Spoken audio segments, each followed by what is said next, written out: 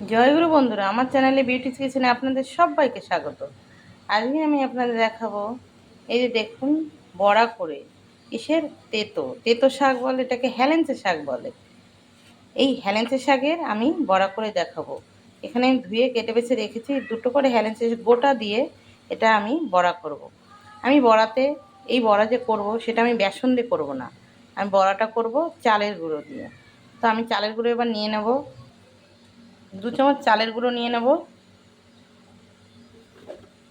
গুঁড়ো করা চালের গুঁড়ো। এটা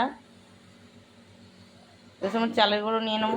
এবার আমি দিয়ে দেবো হলুদ, লবণ দিয়ে দেবো, লবণ পরিমাণ মতো লবণ দেবেন, যেমন লবণ খাবেন বড়ায়। আমি দিয়ে দেবো হলুদ, আমি এতে কোনো লঙ্কা কুচিও দিয়ে দেবো না, শুধু লবণ হলুদ দিয়ে আর চালের গুঁড়ো দিয়ে বড়া করবো। এবার আমি জল দিয়ে এটাকে সুন্দর করে মাখবো। দেখুন আমার ব্যাটারটা হয়ে গেছে, বেসনে দেখেছেন এভাবে হাতে গুলে নিয়েছি, কি সুন্দর হয়েছে দেখুন। ঠিক এই এতটাই রাখবেন, হালকা এইভাবে এতটা পাতলা রাখবেন, এর থেকে ঘন করলে কিন্তু ভাল লাগবে না।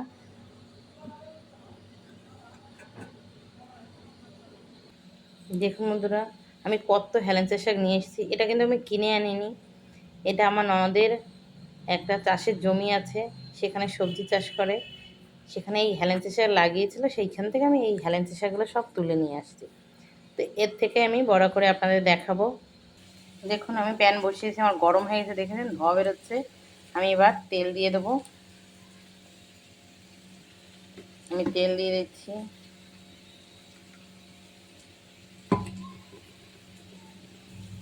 দেখুন তেল গরম হয়ে গেছে। এবার আমি এভাবে দুটো করে হেলেঞ্চা শাক নেব আর এভাবে চুবাবো। দেখুন ব্যাটারটার ভিতরে সুন্দর করে এভাবে ব্যাটারটায় চুবিয়ে আমি এবার কড়ার প্যানের ভিতরে দিয়ে দেবো। দেখেছেন এভাবে সবকটা আমি দিয়ে দেবো। দেখুন একটা আমি দিয়েছি, একটা করে দেখছি, দেখেছেন কি সুন্দর হয়েছে। ঠিক এভাবে কিন্তু আপনারা করবেন। দেখুন খেতে কিন্তু ভীষণ ভালো লাগবে। এই তেতো শাক মনে হয় তেতো, কিন্তু না, এইটা সাদা হেলেঞ্চা শাক। এই ডাঁটগুলো লাল, একটা হেলেঞ্চা শাক আছে ডাঁটও লাল পাতাও লাল, সেটা কিন্তু খুব তেতো লাগে। আর এই যে সাদা হেলেঞ্চা শাকটা, এটা কিন্তু কোনো তেতো লাগে না খেতে, আর এইটা কিন্তু ভীষণ উপকারী জিনিস। যদি আপনারা এই হেলেঞ্চা শাক তো নিতে চান আমার ভিডিও দেখে, তাহলে আমাদের বাড়ি চলে আসবেন, আমি হেলেঞ্চা শাক এনে দেবো। আমার ননদের খেতে ভর্তি হয়েছে, একদম টাটকা। তো দেখুন এই যে একটা হয়ে গেছে, আমি এটা নামাবো। এবার আমি দেখুন দিয়ে দিয়েছি চারটে, আরও চারটে বড়া দিয়ে দিয়েছি, একটা নামিয়েছি। দেখুন আমি আরও এই যে ব্যাটার রেখেছি, পরে আরও করে নেব। এটা কিন্তু আস্তে আস্তে হবে, যেহেতু পাতা ডাঁটগুলো সিদ্ধ হতে হবে, তাই একদম মিনি মিনি জালে হবে। এভাবেই কিন্তু আস্তে আস্তে করবেন। দেখুন এক পিঠ হয়ে গেছে, এবার আমি উল্টিয়ে দেব। এই দেখুন আমি একসঙ্গে একদম উল্টিয়ে নিচ্ছি সব, এভাবে দেখেছেন।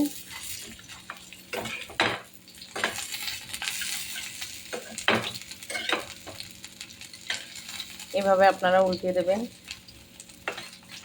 কি সুন্দর হয়েছে দেখুন, মনে হচ্ছে কোনো পাবদা মাছ ভাজা, এত সুন্দর। খেতে কিন্তু ভীষণ ভালো হবে, যেহেতু চালের গুঁড়ি তো মচ মচ করবে খেতে, আর একটু একদম তেতো লাগবে না।